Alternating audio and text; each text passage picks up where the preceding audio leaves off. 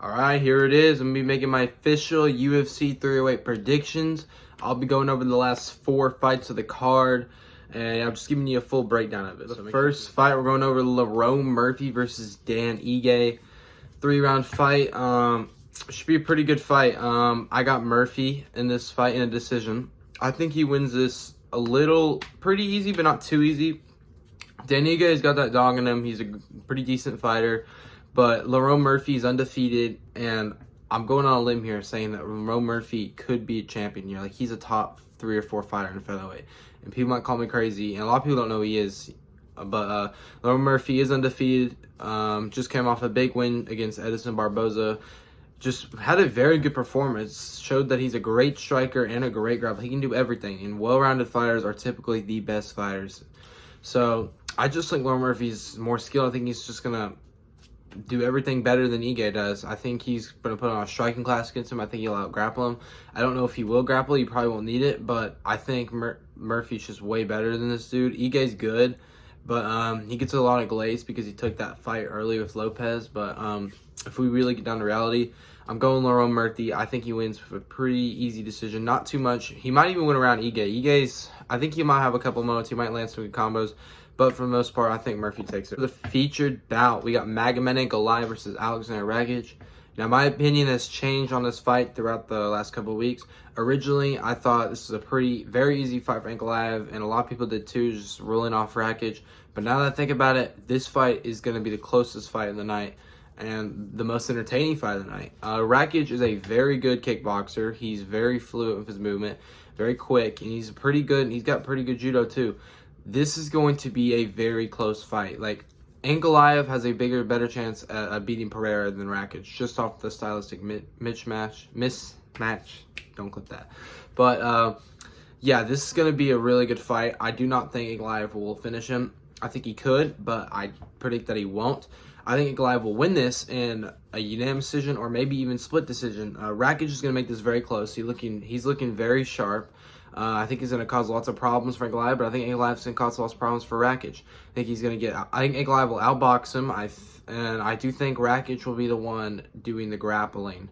But Ankalaev does know how to grapple. He doesn't show it a lot, but he can grapple. He has shown it in fights before. He is Dagestanian, so he did come from a wrestling background, Sambo especially. I just think he's a little more skilled, but I think he'll be next for the title. The UFC is just completely forgetting they exist. It's all right. But eventually, you're going to have to give him that title shot. I think he'll win, but this will be a very... Then for the co-main event, we got Robert Whitaker versus Khamzat Chimaev. Very anticipated fight. A lot of people consider this the best fight of the event, but it's definitely a co-main. 5 rounds, and I'm going Robert Whitaker. A lot of people who have Khamzat Chimaev winning this fight are just delusioned by the aura and can't see Chimaev losing. But listen, Chimaev beat Usman, great win. The way he just ragdolled him in the first 2, he's the best wrestler maybe in UFC. Top 3 for me. But by the time those 3 rounds were over, he was so gassed out, and imagine what would have happened to him if there was a 4th round. Like, he would have been way too tired to even defend himself. Usman was not that tired. So real, Chimaev was gassed out. And a great fighter like Whitaker, who has more experience, better competition, been in there longer. He's fought 25 minutes so many times, and he's done fine with it. He's won 25-minute fights tons of times. Khamzat Chimaev is way younger, less experienced, never been in a 25-minute fight. So this will be his first. And if he does not finish Whitaker early, he is going to lose the fight. And I'm telling you, there's no way. Unless they rob Robert. But I really don't think it's going the distance. Robert is so good. There's no way. I really don't think... Robert knows what to expect from Chimaev. And I do not think Chimaev will be able to finish him. I think he'll definitely win the first round. Probably the second. Maybe even the third. But I don't think he'll do that. Chimaev's been sick lately. He doesn't look like himself. I'm just be real. He looked a little off in the press conference and the weigh-ins. But Whitaker, I think, could even knock him out in the first second. It'd be hard to predict it. But based on what we've seen, I do think Whitaker will TKO him in the 4th or 5th round. I think Chimaev is just going to be so gassed out. Whitaker's going to be fine. He'll be a little tired, but not as tired as Chimaev. I think he should show the experience. Chimaev hasn't been active, and he's just taking a big step up to number 2 contender because he's glazed by the UFC. I don't think he'll be ready for this, and I'm really going Whitaker on this. Y'all need to make sure you bet on Whitaker.